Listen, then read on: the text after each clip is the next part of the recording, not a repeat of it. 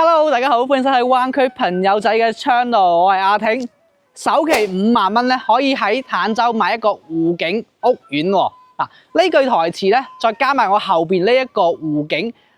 結果咧已經係出咗嚟噶啦。坦洲嘅錦繡國際花城呢個樓盤又有最新嘅大搞作啊，升級但係唔升價。OK， 首先大家講個消息就係咧，呢個樓盤咧，佢4期4區已經全部售罄晒噶啦，全部已經賣晒噶啦。今期咧係加推咗5期2區嘅，咁對比翻4期4區咧，其實係有比較大嘅一個 upgrade。首先佢嘅戶型實用率咧已經係超誇張噶，無論係細嘅88平方嘅3房，亦或者係138平方嘅大4房都好啦，都可以做到專屬嘅一個衣帽間位置，主人房都帶一個專屬嘅衣帽間位嚟嘅，而且係升級，價錢唔升價，價錢低至9138就可以攞低噶啦，而且就算係中高樓層都好，都係1萬蚊嘅，而且呢個價錢係帶咗裝修嘅。發展商佢嘅宣傳口語都話啦，實用率去到130% 嘅，媲美依家嘅一個4.0住宅啦。再加上呢個樓盤啦，亦都係坦洲目前在售最大規模嘅一個屋苑嚟嘅，一共係3500畝，連呢個人工戶嘅話都有350畝喎。其實發展商都比較奢侈，專門打造一個專屬嘅名片俾到佢啊，係咪啊？大屋苑佢嘅銷量咧，亦都係坦洲嚟講係最 hot 嘅嚇。舊年一共係賣咗594套嚇。如果按成交金額嚟講咧，佢係排到中山住宅嘅第3名嚇。前2名咧係城區嘅4.0住宅，套套都過200萬嘅。呢邊唔同啦，佢神靠自己嘅優秀賣咗594套啦嚇。當然佢嘅交通啊、配套啊都係好似樣嘅。首先成個屋苑咧好大啊，入住率都好唔錯啊。應該講成個坦洲嚟講入住率最高嘅小區之一嚟㗎啦。入住率高咗之後，佢樓下嘅街鋪基本上係已經開晒業㗎，所以可以做到落樓咧，衣食住行，我哋簡單嘅藥房啦、士多啊、食肆啊，同埋我哋嘅美容美髮啊，全部喺小區內部就可以解決到嘅。包括埋呢個小區大到點咧？大到連我哋城區、市區、中山市嘅一個公交巴士都喺成個小區入邊係設有站點嘅，喺小區就可以坐巴士翻到珠海，甚至可以翻到中山嘅城區或者香港街坊所關心到嘅一個港澳直通巴。自身小區屋苑就配備咗，但係咧班次就唔算太多，每日咧2個班次可以翻到香港，或者選擇翻到我哋嘅港珠澳關口都可以任君選擇嘅。係啦，呢個位去翻一個新比較大嘅商場嘅話，其實講緊啦行路都係10零分鐘就可以到達，講緊係行路喎，行路喎。係咪啊？配套好成熟嚟嘅，有人氣嘅社區，有人住嘅一個小區，唔會話買到過嚟就係一個吉城、一個吉屋咁樣嘅狀態啦。係啦，現成嘅，而且係現兜兜喺呢度嘅。OK， 咁介紹翻我哋今期嘅產品先啦嚇。賣緊嘅話都係5期2區嘅，加推咗新嘅一棟。首先開售嘅話就係佢嘅4棟啦，一共3個積81、126。138都係3加1房，都係有專門嘅衣帽間位置單價低至9000零蚊。咁當然講緊中高嘅話，都係1萬蚊鬆少少嘅啫。然後咧，今期亦都加推咗我哋6座嘅88平方3加1房總價咧最低係可以做到90萬就算高樓層嘅話，都係92到93呢個區間。首期同樣5% 就可以攞低大裝修嘅，再加上咧加多一皮嘢有一個產權車位，我覺得呢個係非常之實際、非常之有用嘅，係咪啊 ？OK， 講咗咁多啦我哋一個慢慢介紹過去各位街坊如果有興趣嘅話，慢慢睇翻啱你 size 嘅一個 showroom。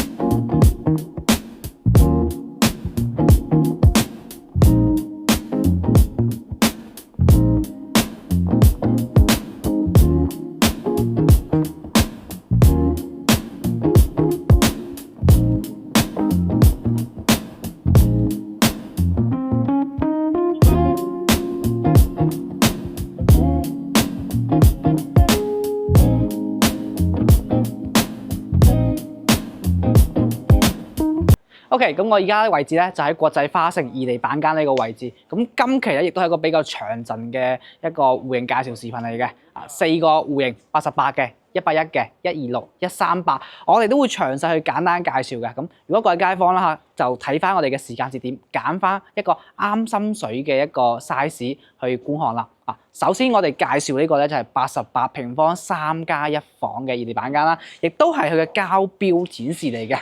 咁同樣呢個位置就係佢嘅大門口。入嚟之後喺我哋右手邊呢度咧有一個贈送空間，呢個係完全贈送嘅。咁記住發展商佢交樓俾你咧就唔好話做埋封窗交俾你嘅，咁只不過頭期咧會有條欄杆咁樣，需要大家收樓嗰時咧及時去對接翻啲門窗公司或者安排我哋幫佢做埋封窗呢個情況。如果唔係時間耐嘅話，呢個雖然好細，但係會撇唔入嚟噶嘛，後期增加翻我哋嘅搞衞生嘅難度啊嘛。OK， 咁再過翻呢個位，佢就係飯廳同埋客廳一體化嘅傳統嘅一個3房佈局。大家望一望呢個廳咧，佢嘅開間 size 咧大概就係3.6米左右嘅飯廳、客廳開間。OK， 再行過嚟呢個位就係主露台個空間。咁其實區別於我哋常規嘅3房，其實大家無論喺珠海又好、中山市區又好啦嚇，其實喺呢啲咁嘅標準嘅細3房、剛需3房嚟講，其實係好少會見到咁寬嘅一個露台，而且今期5期宜區嘅一個無論係細嘅或者大嘅，佢都係比較靚仔嘅朝向，都係朝南向朝南、東南或者西南或者係南北對流嘅一個朝向，算係一個比較好嘅選擇嚟嘅。係咪啊？而且呢間房呢個露台咧係會比較寬比較大，連接咗我哋嘅客廳同埋第一間房。咁後期如果各位街坊覺得第一間房佢嘅採光面比較細咧，直接可以將呢幅牆剝咗佢，然後咧可以做翻個推拉門，而且可以行翻出嚟呢個露台空間，或者呢度做個封窗嘅設計，增加翻房間嘅空間感咁樣啦嚇。OK。再過介紹翻啦，88平方呢一個飯廳位咧，就係可以擺到我哋嘅長條型嘅一個飯廳嘅。咁其實4人台又好啦，6人台都可以，因為佢足夠比較闊啦嚇。然後喺呢個位可以做翻我哋嘅餐邊櫃嘅空間。OK， 因為呢個咧就係交標嚟嘅。目前嚟講，依家望到所有嘢都係交樓標準啦嚇。再過嚟咧，我哋嘅廚房，咁廚房係做咗一個 U 型嘅設計，見到嘛？一個深 U 型嘅，喺呢邊可以做到個洗菜盤啦，呢個位可以做到微波爐、電飯煲嘅擺放位。明窗嘅廚房，明窗廚房嚟嘅。然後呢度係主食爐啦，呢邊可以擺，咁就係位置就可以比較尷尬少少，單開門冰箱，或者後期改動可以將呢塊趟門拆咗去，做翻個包邊櫃，呢個位置就後期就可以做到雙開門冰箱擺放位啦。因為要拆咗，有少少改動會住得更加之舒服，更加啱自己嘅心水。咁今期咧，呢個88平方嚇，雖然話做細3房，但係出乎意料嘅就係佢3間房住人房都係朝南向嘅，呢個比較難得嚇。左手邊呢度第一間房，我哋啱先講到嘅主露台對出嚟呢間房咧，係可以剝咗佢嘅，可以增加翻成個房間嘅長度又好，會更加之舒服啊！朝南向再過嚟。客廁右手邊我哋嘅客廁乾濕分離嘅佈局啦嚇，呢個就鑽石型嘅我哋企缸位洗手盤乾濕分離明窗嘅空間，我覺得比較難得，因為今期大家發現到啦嚇，花城咧比較慣做2梯4房或者2梯3房設計，今期推出嘅我哋嘅4座又好，或者我哋6座都好啊，都係2梯4房嘅朝南或者東南向啦。再過嚟呢個位置。我哋第二間房朝南向嘅，呢度咧就可以直接靠窗邊做個床訂製個床，然後呢個位可以做到我哋嘅電腦台、書台，呢個空間可以做到我哋嘅衣櫃位，係啦。OK， 最後主人房嚇。主人房270度嘅曲尺窗，因為今期咧佢哋號稱5期宜區咧係實用率去到130% 嘅，加咗入門口第一間房所有嘅窗台位，再加埋房間呢啲咁嘅窗台位可以剝咗佢嘅，增加咗一個叫做使用率之外，仲有比較大嘅一個採光窗，因為常規嘅3房嚟講啦嚇，佢嘅採光面只有一扇窗嘅，但係今期嘅就有兩扇270度嘅，咁呢個係我覺得會更加之舒適啊，佢嘅採光面會更加之好嚇。OK， 咁呢個位係贈送㗎啦，好多贈送嘅。咁再加上今期無論係一啲我哋講嘅細單位88嘅或者138嘅，都係可以做到獨立嘅衣帽間，好似比如呢個88平方咁樣啦。喺佢後邊行入嚟呢一個位置，有2/3嘅面積係贈送嘅，係可以做到獨立嘅一個衣帽間。咁當然佢嘅交標到期時都係欄杆鐵欄杆嘅，咁需要一個封窗嘅動作係啦。但係呢個位完全有2/3係贈送嘅喎，所以其實做呢個位做衣帽間又得，做我哋嘅梳妝台又得，都冇問題嘅，係咪啊？呢個我哋主人房嘅廁所都算方正，明窗嘅，係啦。咁呢個就係88平方，目前講緊賣緊嘅一個總價咧，無論係高中低，佢嘅價錢係90萬到93萬左右，仲有低首期嘅方案嘅，係啦。呢個88咧就展示到呢度，跟住落去咧係81平方嘅。跟住落嚟咧，呢3個單位嘅展示咧都係4座嘅，咁然之後81方係最細，亦都係最臨近湖面嗰一座。反而其實我認為4座嘅單位咧唔使買太高，如果買81方嘅情況下，10樓或者係到20樓呢個區間，坐喺個廳或者露台嘅空間，可以望到成個湖面，反而更加好。如果太高嘅情況下咧，可能會同翻對面嘅4期4區嘅一啲樓係比較有少少面對面嗰種感覺嚇。咁當然個人見解嚟嘅啫。OK， 咁我介紹佢我哋嘅戶型嘅情況咁樣啦嚇。OK， 咁其實呢個位都係做咗3+1房嘅。入門之後喺我哋左手邊呢個位，亦都係有一間贈送嘅空間。咁只不過呢邊示範單位咧係擺咗家私電器或者大家見到嚇呢度靠邊做翻一個4尺床，然後真係做到咩書台啦、衣櫃位嘅空間啊、收納空間都係夠嘅。咁證明咩咧？係可以住人嘅。或者你對房間數量要求唔夠高情況下，呢個位做雜物房或者做翻個麻雀房咧係 OK 嘅，因為見到採光面係足夠，係啦，而且空間都係 OK 嘅，甚至講你揀翻個啱你嘅位嘅嗰個叫財神位，打麻雀喺度長贏都唔出奇嚇，邀請朋友上嚟，但係唔好贏太多，唔係冇人同你玩噶嘛，係咪啊？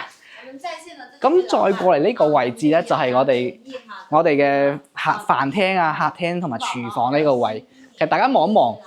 呢度咧，個廳係非常之大，係咪啊？點解咧？因為其實交樓俾你咧，呢度係一埲牆嘅。咁發展商係將其中一間房連接咗我哋嘅飯廳，連接咗我哋客廳，然後咧將我哋主露台呢個空間咧係剝咗去，做咗一個風玻璃嘅設計，同埋咧迎合翻呢種比較現代風嘅裝修啦。其實成個感覺會好溫馨同埋舒服。咁當然啦嚇，都係嗰句話啦。如果你房間數量要求唔高，買個81方嘅，保留2間房可以長期住人嘅，其實呢個設計係相當之舒適嚇，相當之大氣嚇。我哋呢個煮客廳呢個位，電視背景牆，然後呢度可以稍稍做一個書房啊、興趣房啊，或者擺架鋼琴喺呢度，哇！呢種咪好寫意嘅生活咯，退休生活啱晒啦。然後另一邊就係廚房，廚房嘅格局咧，做咗一個深 U 型嘅設計，咁明窗啦嚇，明窗深 U 型嘅，咁甚至後邊其實呢個位咧嚇，交樓係冇倒台嘅，我覺得沿用翻呢種設計咧，下邊可以擺翻一啲微波爐啊、蒸烤箱啊嚇，平時煮完嘢之後2-3個人嘅話，喺呢度直接煮完放喺呢個位置就可以分享到嗰啲叫做家庭美食啊、家庭美味，其實成個屋企嘅氛圍係翻晒嚟啦嚇。然後喺我哋廚房嘅左手邊呢個位置，就係飯廳，咁目前咧有我哋發展商嘅銷售主播喺度直播緊嘅，係啦。OK， 咁介紹翻我哋嘅房間空間先啦，好多人都比較感興趣嘅嚇。左手邊呢個位，我哋嘅客廁 ，OK， 咁呢個佈局咧係81方做咗3+1房2個廁所嘅。呢個企缸，呢個企缸算係比較標準，我覺得係好方正嘅嚇。方正嘅洗好用率咧係比嗰啲長形會更加好用。呢個方形又比長形更加好用，因為呢度佢嘅叫做咩？我哋叫做圓徑咧係會比較寬嘅。你睇點轉喺度，不停咁樣喺度轉法都冇事，揩唔到牆，揩唔到牆。然後過翻嚟廁所，馬桶位、洗手盆呢個位置啊，空間都 OK， 大家可以見見開間大概有1.5米左右，寬度1.5米左右啦，係啦。咁再過嚟呢個位置，我哋嘅嚴格意義嚟講，呢個係第3間房啊，但係我哋示範單位咧，呢間房係第2間房。咁呢間房咧，見到啦嚇，呢張5尺床啦，後邊做咗收納又有書台。咁其實難得嘅就係嗱，成面位就係採光玻璃嚟嘅啊，唔會話好似發展商咁樣，其他發展商咁樣啦。明明幅牆好大，佢只不過留1/3或者2/3去做我哋採光玻璃位，呢邊直接成面做到，我覺得係比較好嘅。同埋4座依家嘅最大嘅優勢就係佢直面4期嘅一個戶，係啦，依家個戶都係做緊嘅。我覺得等佢通水之後咧，其實呢個係好好嘅觀賞位嚟嘅。最後主人房主人房6尺床，同埋咧啱先提到嘅270度嘅曲尺窗，而且曲尺窗嘅大部分位置佢係贈送嘅，唔計入房產證面積嘅，呢個就難得6尺床3邊落床，仲有啱先講到重點去一個樣嘢就係咧專屬嘅衣帽間空間，呢個都不例外而且佢嘅衣帽間空間好大，呢一欄到底，然後左手邊呢一欄到底。同埋仲有一個專屬嘅一個梳妝櫃體，呢個位2/3即係贈送嘅，所以其實我覺得比較好嘅真係有專屬嘅衣帽間空間咯，因為好多人就會因為我衣櫃擺邊度去頭痛我衣櫃擺邊度之後擺咗房間之後咧，會減少咗成個房間嘅空間感，咁專屬嘅咧 OK 就唔會有呢啲問題啦。然後左手邊呢個位置我哋嘅主人房嘅廁所同講提一提就係啦，都係好方正好大氣呢個單位先係81方嘅啫即係81方。咁佢總價咧總價其實就大裝修嘅總價就喺110萬左右。咁當然樓層低啲嘅更加之平，樓層高嘅可能係111萬左右嘅。其實價錢嚟講係非常之抵玩。同樣都係講句話，首期5% 起啦，然後咧加多1萬送翻產權車位咁樣嘅。再望一眼呢個主人房，其實我唔講你感覺唔到呢個梗係81方嘅一個呢個似81方3房主人房嗰種感覺有專屬嘅，除咗房間大之外，仲有專屬嘅衣帽間，好誇張。OK， 呢個81方嘅，跟住睇一個126平方嘅產品。跟住嚟呢個 size 咧係126平方嘅，咁雖然咧都係做咗3+1房嘅 design， 但係我相信咧可以俾到一啲唔一樣嘅答案到你OK， 首先呢個係入我哋嘅大門口啦入嚟之後喺我哋嘅左手邊呢度同樣都係贈送空間呢個只不過贈送得更加大，同埋咧會更加之方正啱先提到嘅，亦都係我哋交標咧交咗俾你咧。呢個鐵欄杆嚟嘅，封窗要及時去做呢件事，係啦。OK， 喺呢間房嘅對面呢個位就係我哋嘅客廁啦我覺得呢個設計其實係比較合情合理嘅，因為好似我依家我個小朋友咁樣啦，其實一喺出邊玩完之後去同小朋友交流接觸去跑步咁樣啦，一翻屋企去媽咪啦就我太太啦，就會及時叫佢去洗手先，洗手先可以摸其他嘢咁樣。我覺得呢個防範措施或者呢個 design，我覺得係好合理，同埋咧。好注意個人衞生嘅設計嚟嘅，因為唔使你太多去接觸到室內嘅嘢，再行去咗廁所，特別你出邊摸完狗狗摸完貓啦，喺呢度洗個手、消個毒係咪咁過翻嚟啦，呢個位咧，我哋下次咧同樣係可以有咗我哋嘅淋浴空間啦、馬桶空間啦，再翻過嚟我哋洗手盆呢個位置3段式嘅設計，乾濕分離。將呢度入邊用緊嘅情況咧，側邊都可以用到呢個設計係比較 OK， 我覺得。再加上如果屋企人多嘅情況下啦，咁再翻過嚟呢個位啦南北對流雙露台嘅右手邊呢個係我哋嘅客廳，開間咧係差唔多有5米㗎，好闊冇打任何嘅房間情況下，係可以做到我哋嘅梳化位、茶幾、電視喺佢嘅後邊呢個位置，仲會做咗我哋嘅書房位置少少地嘅書房，或者有興趣嘅。呢度做翻個細型嘅茶室 OK 嘅，擺架 piano 喺度，上邊擺翻你啲黑膠唱片機、黑膠唱片，哇靚到再過嚟啦示範單位咧係將佢嘅窗台、將佢嘅客廳推出咗我哋陽台呢個位置，而且大家留意到喎，超長嘅露台啊！哎呦 ，sorry， 撞咗後邊嗰個酒櫃，差啲撞爛咗呢個酒櫃之後，我今晚可能翻唔到去啊！點解咧？入邊全部擺咗啲 whisky 啊，呢個分嚇入邊嘅酒杯，係咪啊？撞冧咗，我今晚唔抌低幾千蚊我都翻唔到去啊 ！OK， 言歸正傳先啦。長露台嘅設計，呢個露台咧其實佢嘅長度係差唔多有8米嘅，8到9米呢個空間，好大啊！封咗窗之後，將客廳褪出嚟之後咧，你更加有直面臨湖嗰種 feel， 嗰種感覺出晒嚟㗎啦。啊，好似喺呢個位置啊，擺上我哋嘅酒櫃啊，等我哋喺平時喺度夜晚飲翻2杯 whisky， 微醺下自己，中意飲啤酒嘅啊，或者食下雪卡嘅，我覺得望住呢個雪卡呢個景都有啲 feel 啦，係咪啊？咁當然啦嚇，如果食煙嘅街坊咧，唔好封到咁陣啦嚇，封到呢個位置就 OK 啦啊，因為呢度如果食雪卡嘅情況下咧，留翻個有自然流通空氣嘅地方咧，更加之 enjoy，唔使搞到成屋企烏煙瘴氣啊嘛。好似我啲同朋友咁樣啦，佢食煙去邊食咧？一係廚房，二係生活露台。啊，點解廚房咧？因為撳開個油煙機，啲煙咧吸走晒啊，唔使咁嘈啊。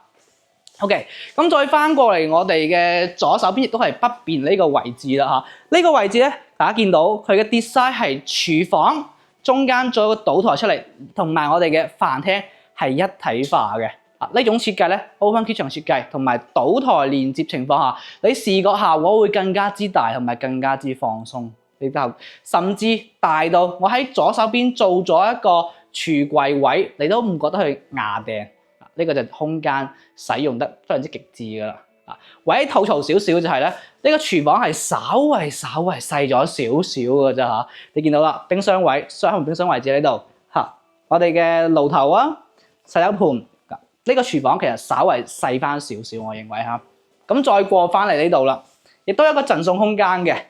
呢個位置，我哋嘅生活露台，啊，封窗做咗個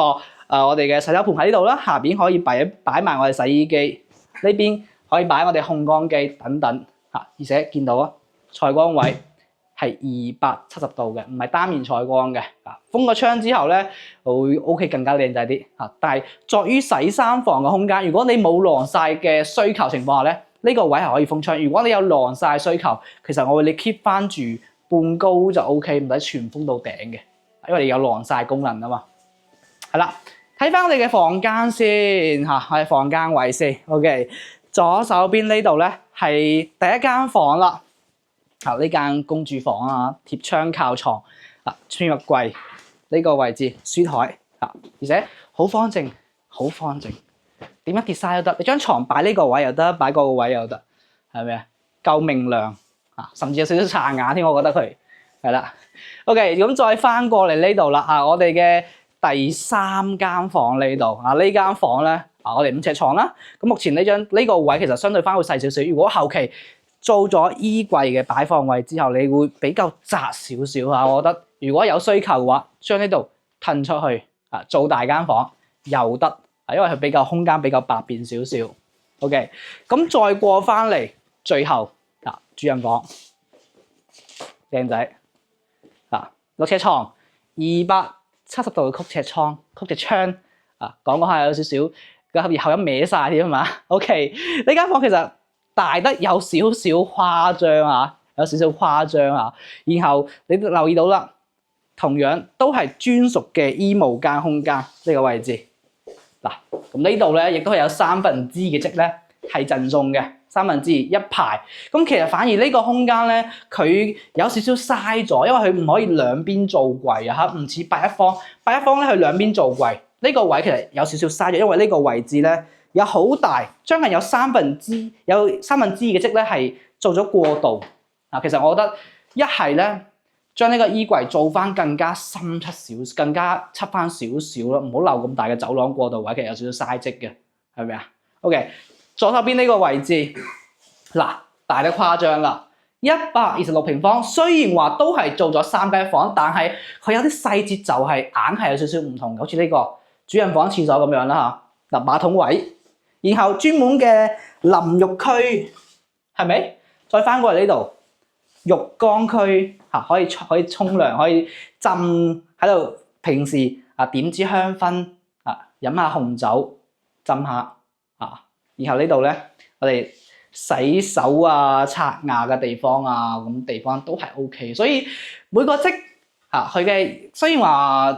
做嘅房間數一樣，只不過佢有啲細節空間硬係咧就好特殊，佢有各種唔同嘅感覺所以我經常講就係啱先話，根據你個人所需睇翻你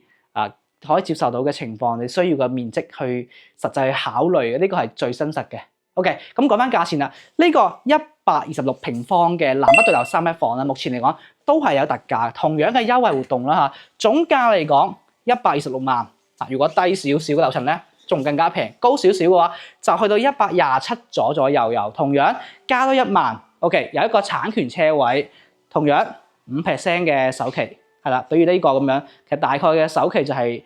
6萬零蚊就可以攞低㗎啦OK， 我哋跟住睇翻一個最大嘅138平方嘅。OK， 咁跟住嚟呢個咧就係138平方嘅3間房我稱為呢個積咧就係126平方嘅放大版。大喺邊度咧？跟住我鏡頭又去睇睇望一望，好嘛？入門之後咧，都同樣嘅佈局，左手邊呢個位置就係佢嘅客廁空間乾濕分離、企缸、馬桶位，然後行出嚟洗手盆呢個空間，然後同樣喺對面呢個空間咧，就係贈送嘅第一間房。呢間房應該相對翻會比126平方會大翻咗些少嘅，呢個佢個面會更加之長、更加之寬。行過嚟之後啦，我哋嘅佈局基本係一致，只不過咧呢邊就係我哋嘅交樓標準，就冇話任何嘅一個改動擴建或者係擺咗啲家私電器廳。我哋呢個梳化位、電視機背景牆後邊呢個位置係做咗一個細嘅書房。開咪書房，只不過咧改動咗之後加咗軟裝，再選擇將呢個露台往外推嘅情況下咧，成個空間嘅使用率會更加之大。因為大家可以望一望呢個寬度係其實將近2米，長度將近去到9米嘅情況下，如果你唔將佢褪出嚟情況下咧，陽台位其實相對翻係會比較少到嘅地方嚟嘅，你要將佢褪出嚟。屬於我哋嘅客廳嘅空間之後，你會覺得更加之好用如果因為呢度唔細㗎，將近有30個方嘅情況下，呢個位置如果你唔出嚟嘅話，30個方長期揼出嚟㗎咋冇用太多個空間用到OK， 咁講緊依家賣住嘅4座單位啦，138平方呢個咧，主陽台亦都係望湖㗎望佢同4期4區嘅同樣之間一個呢個湖位置係啦。再翻嚟我哋北邊啦，北邊呢個位就係飯廳嘅空間，咁改造性肯定好大㗎。點解咧？因為138平方，佢個廚房好細講真句，完全係我哋講到叫咩？有少少咁點形容佢啦？我 OK， 咁將來咧肯定會褪出嚟呢邊咧，做翻個雪櫃位，甚至成個廚房係會往外褪翻，會更加好用。因為依家齋嚟講138平方咧，呢個廚房係細嘅，然後呢個位置係飯廳嘅空間。其實我可以參考126平方嘅，可以做個 open kitchen， 然後加咗個倒台出翻嚟呢個空間咧，會更加貼合衫，更加似啲，係啦。OK， 咁呢個就後期一個軟裝嘅佈局啦，包括埋中山，依家珠海都好啦，係好多啲軟裝公司，基於依家發展商嘅交樓精裝俾你去。更加 upgrade 升級嘅一個升級嘅一個裝修情況咁再過嚟呢個空間咧生活露台，我哋可以做洗衫房啦。呢個位我哋洗衣機、乾衣機上邊咧熱水爐咁做翻啲櫃出嚟，然後如果你